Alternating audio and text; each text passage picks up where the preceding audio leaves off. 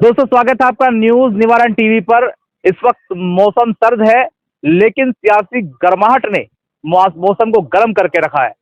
Ward 76 Meerut का इस वक्त चर्चाओं में बना हुआ है। यहाँ पर उपचुनाव चल रहा है। एआईएमआईएम पार्टी ने अपने प्रत्याशी को सिंबल के साथ मैदान में उतार दिया है, जबकि अन्य पार्टी अपना सिंबल देने में गुरेज करती रही और अब तक सिंबल नहीं दिया। गौरतलब है कि इस वार्ड पर एआईएमआईएम के ही पार्षद थे जिनकी डेथ हो गई। अब उपचुनाव चल रहा है। जिले से लेकर महानगर तक के अध्यक्ष यहाँ मौजूद हैं और एडी चोटी का जोर इस वार्ड को जिताने में लगा रहे हैं। हालांकि 2027 का समय अभी काफी दूर है, लेकिन उससे पहले ही एआईएमआईएम ने गेज डाल दिया है और ये चेक करने में लग गए हैं कि अपने इलाकों में वो कितने मजबूत हैं और दूसरी पार्टी के लिए कितनी मुसीबत खड़ी कर सकते हैं।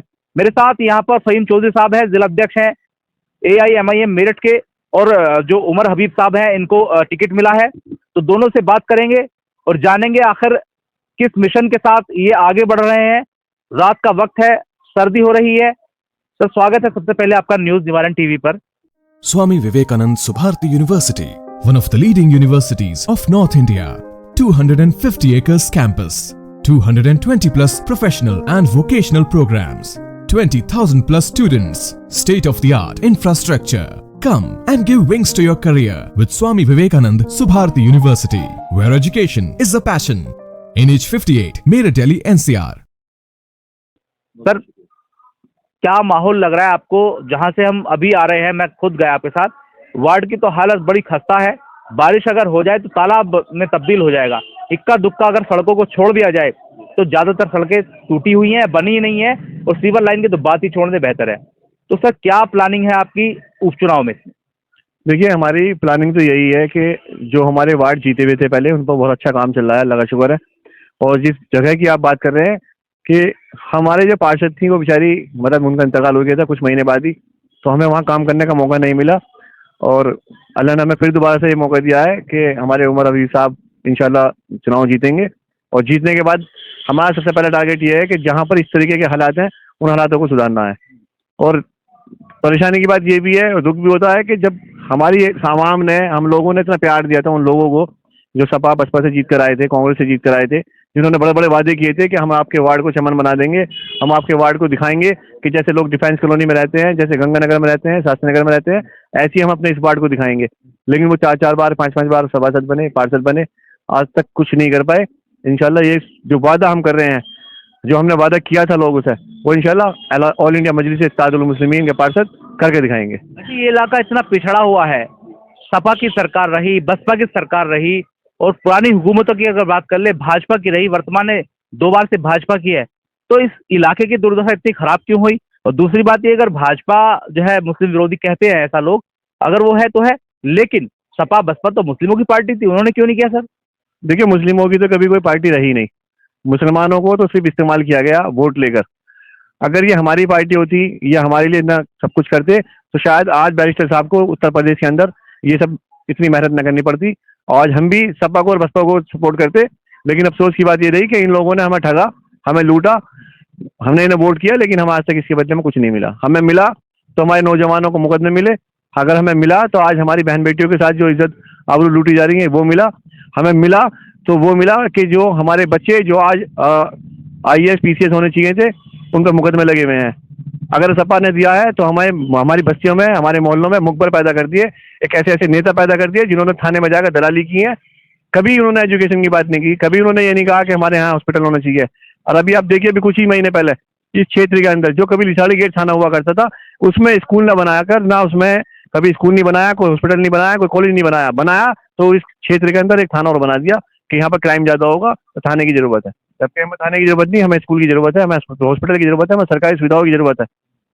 आप एडवोकेट भी हैं फहीम साहब, समझ भी रखते हैं कानून की भी और राजनीति के एतबार से भी जिला अध्यक्ष हैं। अच्छा, इतने मेरे एक वार्ड पर जैसे उपचुनाव हो रहा है, इतनी मेहनत क्यों? क्या 27 की तैयारी है? देखिए, बिल्कुल 27 की तैयारी है। और रही बात मेहनत की, मेहनत तो हम अपनों के बीच में रहेंगे, करते रहेंगे। हक की लड़ाई है ये किसी और चीज की नहीं, ये हमारे हक की लड़ाई है। जो हक हमें मिलना चाहिए था अब तक, वो हमें आज तक नहीं मिला। वो हम हक लेने के लिए हम सभी को, अपने भाइयों को जो सो रहे हैं, उन्हें बेदार करने के लिए आए हैं, उनसे भीख मांग रहे हैं उस वोट की उस वोट के लिए कि आने वाले जो मुस्तकबिल है वो ये तय करेगा कि आने वाला 5 साल हमारे वार्ड में कैसा रहेगा। हम समझाने आए हैं, बताने आए हैं और ये कहना आए हैं कि इस बार भी हमें मौका दीजिए, जैसा आपने इस चुनाव में जिता कर दिया था वही हमें प्यार चाहिए दोबारा से। अभी मीरापुर का उपचुनाव हुआ है सर, आप भी मौके पर रहे, ग्राउंड पर बने रहे, आपका कैंडिडेट हार गया, जमानत जब्त हो गई, बावजूद इसके हंसता दिखाई दिया कि लवारा मरे तो मरे, भैंस भी मरे, और इशारा सुनने में आ रहा है कि समाजवादी पार्टी के प्रत्याशी की तरफ था। क्या हरवाने गए थे या खुद को जीतने गए थे? देखिए, चुनाव तो हम जीतने के लिए ही गए थे, हार जीत तो अल्लाह के हाथ में है। और रही बात उनकी, वो जो उन्होंने एक मिसाल दी है, वो तो सबका अपना अपना नजरिया है, वो कौन कैसे सोच रहा है। लेकिन जो लोग ये बता रहे हैं कि जी भाजपा को सपोर्ट कर रहे थे, वो बेबुनियाद बात है, उसका कोई वजूद नहीं है। लोग समझ चुके हैं कि क्या चीज़ है। अच्छा, मीरापुर में एक चीज़ ये भी रही कि आपने देखा होगा कि चुनाव के दौरान वोट नहीं डालने दिया गया, कितना परेशान किया गया। तो ये तो सब ऊपर से ही सेट था कि ये सीट जो है समाजवादी पार्टी ने तय कर ली थी कि बीजेपी को ही जिता के भेजनी है, यानी कि लोकदल और बीजेपी का एक ही था, तो उन्होंने लोकदल को ही सपोर्ट किया। ये तो एक डमी कैंडिडेट मान लो कि सुम्बुल राणा को खड़ा कर दिया, जबकि बहुत अच्छी तरह जानते थे कि सुम्बुल राणा कहीं से कहीं तक जीतने वाली नहीं है। एक नूरा कुश्ती है, कभी वो उसके ऊपर है, कभी वो उसके नीचे है। ये दोनों सपा और बीजेपी एक ही पार्टी है, बाकी और कुछ नहीं है।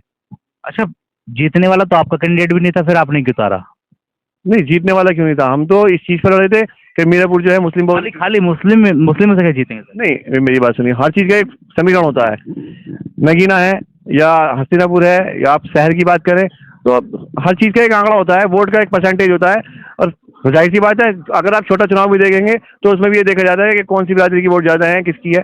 तो ये कोई बात नहीं है कि मुस्लिम बहुल है। देखिए, हमें वोट सबका मिला, अगर आप उसमें देखेंगे तो बूथ चेक करिए आप, हमें हिंदू वोट भी मिला है, हमें दलित वोट भी मिला है, हमें सिख भी मिला है, सब वोट मिला है। नहीं जीत हमारे नसीब में थी, कोई बात नहीं, हम फिर लड़ेंगे और इंशाल्लाह अगली बार जीतेंगे। अब जिस वार्ड में हम बैठे हैं सर, आपने कल एक उद्घाटन किया था कार्यालय का, हबीब साहब के कार्यालय का। अब वो सुनने में आ रहा है कि उसको कार्यालय को बंद करा दिया गया है। क्या लग रहा है कि कौन लोग हैं जो आप ही के क्षेत्र में या आप ही के अपने लोग हैं जो मुखालफत पर उतर आए हैं? देखिए, हमारे लोग नहीं है, हमने वो कार्यालय जो खोला था, हमारे पास खुद वहाँ के लोग आए थे। उन्होंने कहा था कि जी हम आपका एक कार्यालय खोलना चाहते हैं, हम मजलिस से बहुत प्यार करते हैं और आप हमारे यहाँ कार्यालय खोलिए। तो हमने वो कार्यालय खोला, उद्घाटन भी किया, माशाल्लाह बहुत काफ़ी लोग थे। उन्होंने हमें अपने क्षेत्र में घुमाया भी, डोर टू डोर लोगों से मिलाया भी, जिम्मेदार लोग थे साथ हमारे। लेकिन उन लोगों पर कुछ लोग ऐसे थे, उन्होंने अपने रिश्तेदारी का या बिरादरी का या पड़ोसी का होने का एक दबाव बनाया उनके ऊपर। वो बेचारे प्रेशर में आए तो ये कार्यालय बंद हो गया। कोई दिक्कत नहीं है, कार्यालय बंद हो गया, मैं तो ये कह रहा हूँ कि आप सारे बंद कर दीजिए। लोगों को दिल में जो बैरिस्टर साहब की मोहब्बत है उसे कहाँ तक बंद करेंगे? जो वोटर ने अपनी एक सोच बना ली है कि मुझे पतंग को वोट करना है, किसी और को देना ही नहीं है, आप उसकी सोच को कैसे बंद कर देंगे? कार्यालय बंद होने से कभी भी चुनाव नहीं हारा जाता। वो बेवकूफ़ है, वो बचकानी हरकतें कर रहे हैं। उन्हें हम कह रहे हैं कि आप जितनी कोशिश कर सकते हैं आप कर लीजिए, इंशाल्लाह जीत हमारी होगी और बाकी 19 तारीख में सब कुछ क्लियर हो जाएगा। एक आखिरी सवाल ले लेता हूँ, आपने अपने कैंडिडेट को तत्काल अपना जो है सिंबल दिया और मैदान में उतार दिया, बाकी पार्टियों ने गुरेज किया, आप क्या मान रहे हैं, ऐसा क्यों किया गया सर? देखिए, तत्काल नहीं था, हम ये चाहते थे कि हमारे संगठन से ही लड़े। तो हमने सब पूरे संगठन को ये कहा था कि आप जो भी लड़ना चाहते हैं आप हमें बताइए। तो हमारे संगठन से 2-3 ही नाम आए कि वो बोले जी हम भी लड़ना चाहते हैं, हम भी है। तो हमने कहा आप आपस में बैठ के फैसला कर लीजिए कि कौन चुनाव लड़ेगा। तो संगठन ने तय किया कि उमर साहब को जो टिकट दिया जाए और सब मिलकर हम चुनाव लड़ाएंगे। और रही बात दूसरी पार्टी की, उन लोगों को दिखाई दे गया कि MIM के सामने हम नहीं टिक पाएंगे, इससे तो अच्छा यह है कि अपने कदम पीछे खींच लो, इसलिए उन्होंने अपना प्रत्याशी नहीं उतारा। मतलब ये है कि नाम खराब हो जाए, नहीं उतारते या फूट पड़ जाए? देखिए, नाम तो बिल्कुल खराब होना ही था, क्योंकि उपचुनाव होना और फिर दूसरा अपना आपको ये दिखाना कि जी हम मुस्लिम पार्टी हैं, हम मुसलमानों के हक की बात करते हैं। लोग समझ में आ गई थी, उन्हें भी पता चल गया कि मुसलमान समझ चुका है, अब हमारी दाल गलने वाली नहीं है, इसलिए बैकफुट पा जाओ, हमें रिजल्ट सामने आ जाएगा। इसलिए उन्होंने उन सबको छोड़ दिया कि भाई अपना आप ही जीत लड़ लो, अगर कोई जीत जाएगा तो कह देंगे कि हमारी पार्टी का था, नहीं तो हम तो हारी बाद में ले लेंगे, ऐसी प्लानिंग है, मैंने भी सुना है।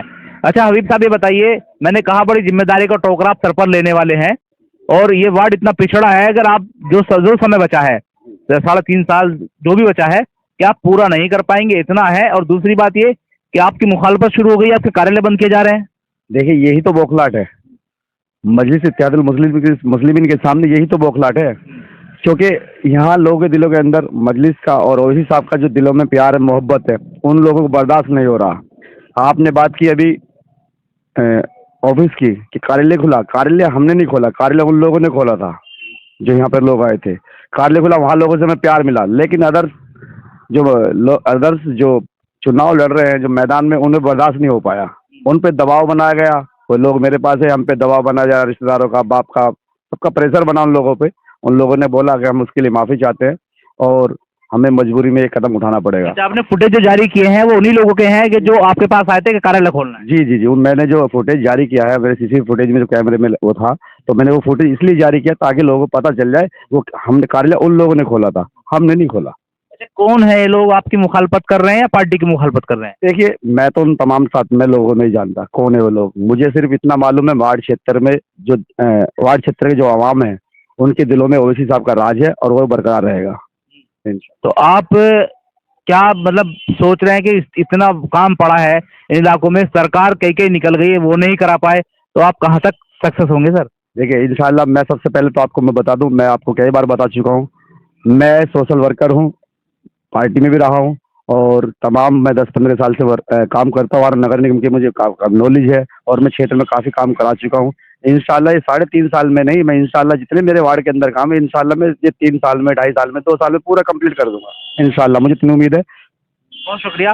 मेरे साथ वक्ता हैं, अच्छे वक्ता हैं। सर, आपका परिचय, आपने एक जिक्र किया कि सबकी पार्टियां हैं साहब, दलितों की 2 पार्टी, यादवों की 4 पार्टी है ना, भारतीय जनता पार्टी और जो है कांग्रेस पार्टी, सबकी अलग अलग समाज की पार्टियां हैं, आपने जिक्र किया। लेकिन मुस्लिमों की कोई पार्टी नहीं है। पीस पार्टी हुआ करती थी या पहले हुआ करती थी या अब ये है AIMIM? तो क्या तर्क था सर आपका, पहले परिचय के साथ?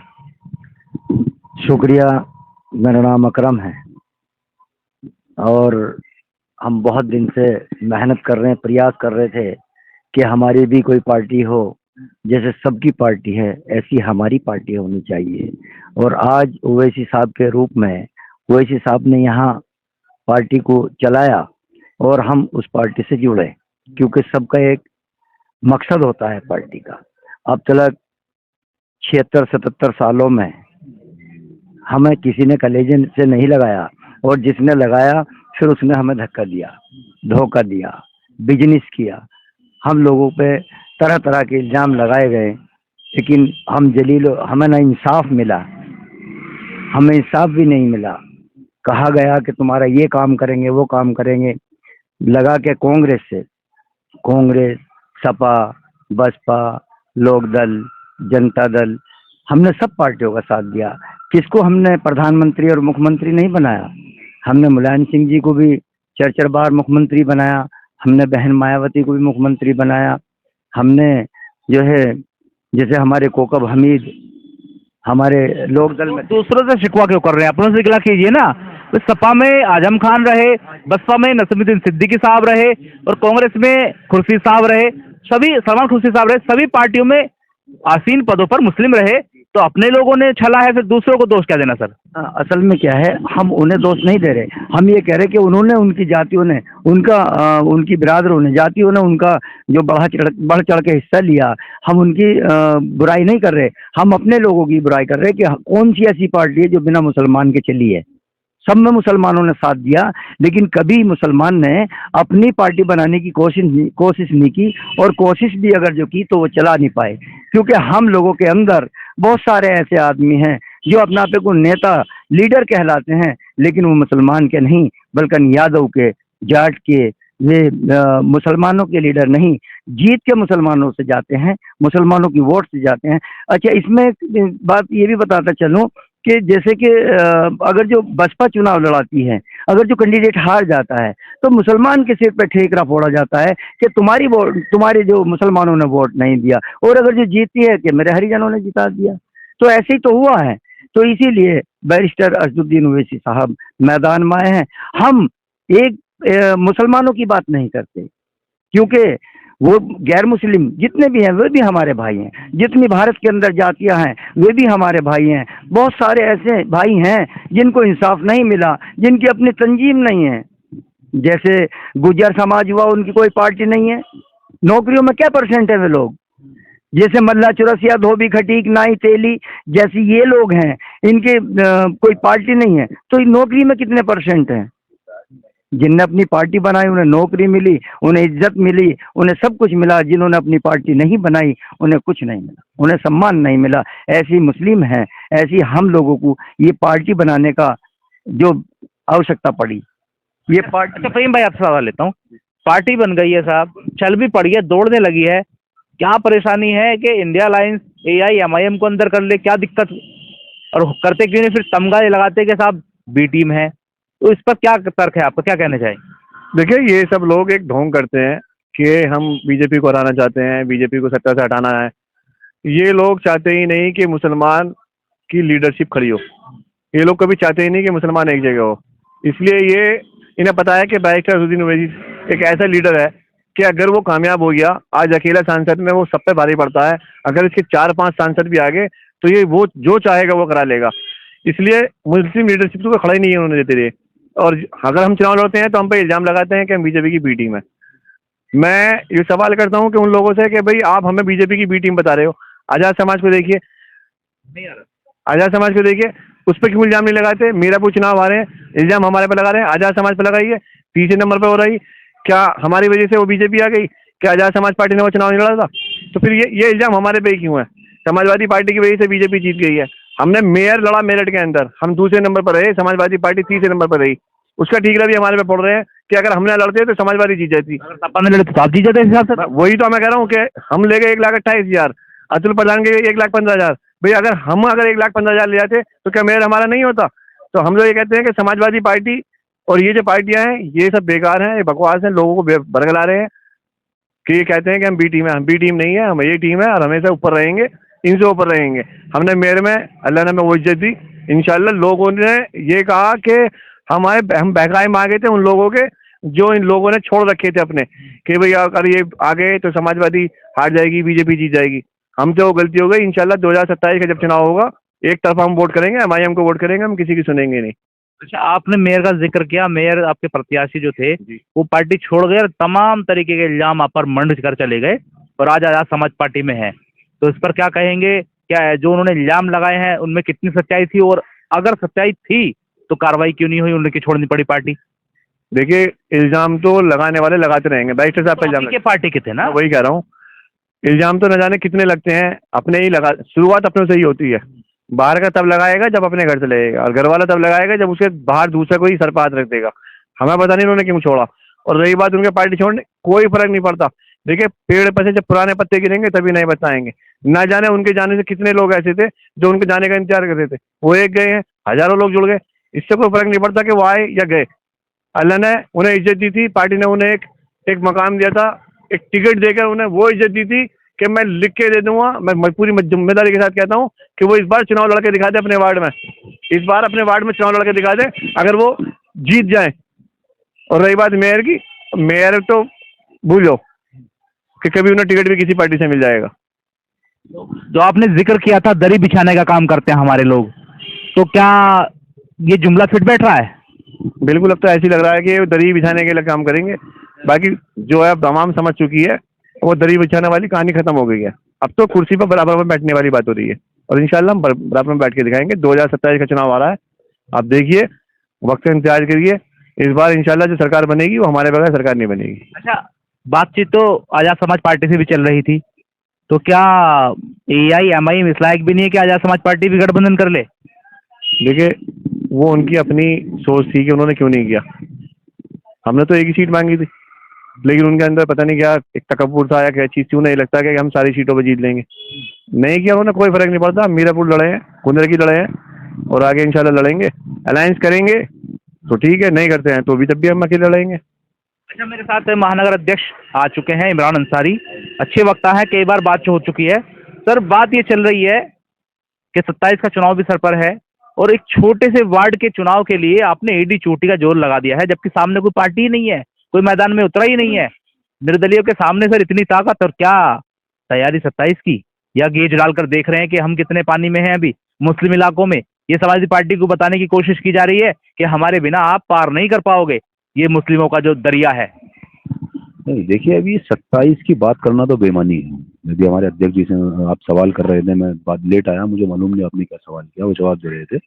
27 की बात करना, अलायंस वगैरह की बात करना, अलायंस का काम देखिए हमारे प्रदेश नेतृत्व और राष्ट्रीय नेतृत्व का है, जनाब बैरिस्टर असदुद्दीन ओवैसी और हमारे जो प्रदेश अध्यक्ष आली जनाब शौकत अली साहब हैं, वो इस पर फैसला लेंगे और जो पार्टी का फैसला होगा उसे हर कार्यकर्ता मानेगा। रही बात अभी आपने कहा कि आजाद समाज पार्टी ने गठबंधन क्यों नहीं किया, देखिए बात यह है कि जिसे पूरी दुनिया ने अछूत माना, हमने उन्हें भी गले से लगाया, हमने उन्हें भी गले से लगाकर बराबर में जंगा दी, नगीना से जिताकर हम मुसलमानों ने उन्हें लोकसभा भेज दिया, लेकिन वो भी हमें राजनीति का छूत मान रहे हैं। ये बहुत अफसोस की बात है। उनको भी ये लगता है कि AIMIM को अगर हम साथ लेंगे कहीं कोई और वोट न छिटक जाए, वो वोट न छिटक जाए जिसके साथ आपने जिस वोट बैंक के सहारे 4 बार बहुजन समाज पार्टी ने दलित प्लस मुस्लिम समीकरण के साथ बहुजन समाज पार्टी ने 4 बार उत्तर प्रदेश के अंदर सरकार बनाई, बहन कुमारी मायावती मुख्यमंत्री बनी 4 बार, जिस वोट बैंक के सहारे आप नगीना से लोकसभा गए हैं, तो आप जब जगह देने की बात आती है, बराबर में बैठाने की बात आती है, बराबरी की बात आती है, तो आप भी अछूत मान रहे हैं। वो उनकी सोच हो सकती है, हम उस पर ज्यादा नहीं कहेंगे। और दूसरी बात, जहां तक आप कह रहे हैं कि वार्ड में ताकत नहीं, भाई ताकत नहीं है। देखिए सियासत है, राजनीति, हमारे ऊपर जिम्मेदारी है।